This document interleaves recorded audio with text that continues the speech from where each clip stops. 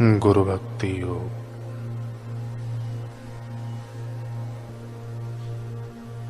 सच्चे गुरु शिष्य का प्रारब्ध बदल सकते हैं।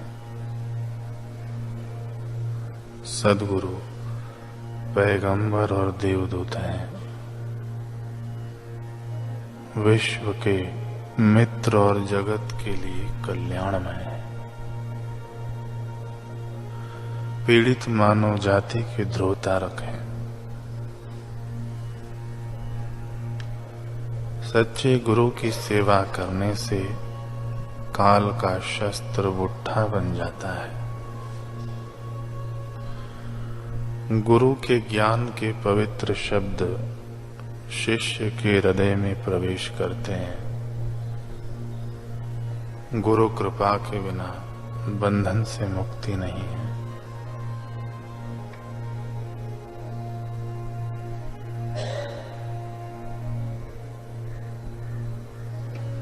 गुरु कृपा से ही मनुष्य को जीवन का सच्चा उद्देश्य समझ में आता है और आत्म साक्षात्कार करने की प्रबल आकांक्षा उत्पन्न होती है। शिष्य के हृदय के तमाम दुर्गुण रूपी रोगों का सबसे अधिक असरकारक, प्रतिरोधक एवं सार्वत्रिक औषध है गुरु कृपा।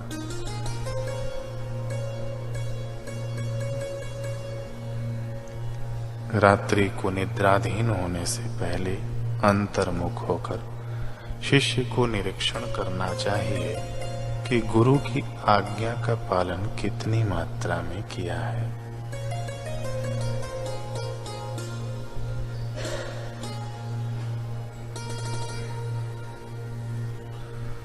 राजा दशरथ का अपने गुरुदेव महर्षि वशिष्ठ जी के चरणों में पूर्ण समर्पण था। उनका जीवन और राज्य व्यवस्था गुरुदेव वशिष्ठ जी के परहित परायणता, निस्वार्थता, परस्पर हित जैसे सिद्धांतों से सुशोभित थे। उनके राज्य में प्रजा बाह्य संपदा के साथ सत्यनिष्ठा, संयम, सदाचार, कर्तव्य निष्ठा, ईश्वर प्रीति, संत सेवा आदि दैवी गुण रूपी आंतरिक वैभव से संपन्न थी। वशिष्ठ जी जैसे त्रिकालज्ञ महापुरुषों द्वारा समाज की वर्तमान समस्याओं के हल तो मिलते ही हैं, साथ ही भविष्य में आने वाले संकटों पर भी उनकी सूक्ष्म दृष्टि होती है और उनके अकाट्य उपाय बताकर वे समस्याओं का निवारण भी बता देते हैं। एक बार शनिदेव रोहिणी का भेदन कर आगे बढ़ने वाले थे। यह योग आ जाता तो पृथ्वी पर 12 वर्षों तक अकाल पड़ता। इस योग का नाम शाकट भेद है। हृदय दहलाने वाली यह भावी भीषण आपदा महर्षि वशिष्ठ जी की दूरदृष्टि से छिपी न रह सकी। उन्होंने इस भारी संकट का हल ढूंढ निकाला, पर वह सहज नहीं था। सद्गुरु वशिष्ठ जी की आज्ञा पाकर राजा दशरथ उस योग के आने के पहले ही उसे रोकने के लिए नक्षत्र मंडल में जा पहुंचे। पहले तो उन्होंने शनिदेव को प्रणाम किया और फिर अपने क्षत्रिय धर्म के अनुसार उन पर संहार अस्त्र छोड़ने को तैयार हुए। शनिदेव राजा दशरथ की कर्तव्य निष्ठा से प्रसन्न हुए और बोले, वत्स, यहाँ आकर कोई बचता नहीं है। तुम गुरु कृपा से बच गए हो। तुम्हारी गुरु निष्ठा और प्रजावत वत्सलता से मैं संतुष्ट हूं, अतः मन चाही वस्तु मुझसे मांग लो। त्रिकालदर्शी ब्रह्म ज्ञानी गुरु का कृपा प्रसाद पचाया हुआ शिष्य भी तो दूरदृष्टि संपन्न होता है। राजा दशरथ ने केवल वर्तमान प्रजा के लिए ही नहीं अपितु भविष्य की प्रजा को भी बचाने के लिए वरदान मांगा कि भगवान आप प्रसन्न हैं तो यह वरदान दीजिए कि जब तक सूर्य और चंद्रमा सहित पृथ्वी का अस्तित्व है तब तक कभी आप रोहिणी का भेदन नहीं करेंगे। शनिदेव ने प्रसन्नता के साथ मुंह मांगा वरदान दिया। इतिहास व शास्त्र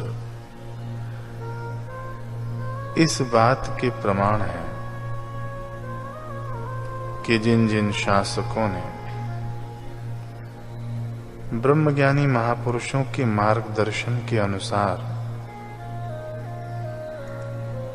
शासन किया है, उन्हीं के द्वारा प्रजा का सच्चा हित हुआ है, उन्हीं का सुयश हुआ है तथा वह चिरस्थायी भी रहा है और तभी राम राज्य की स्थापना भी हुई है। इसलिए स्वामी अखंडानंद जी महाराज कह रहे हैं कि सद्गुरु सब रूपों में अरूप अपने आप को देखते हैं और हमारे लिए जो साधन उचित होता है उसका उपदेश देकर हमारे हृदय में परमात्मा का स्थापन करते हैं।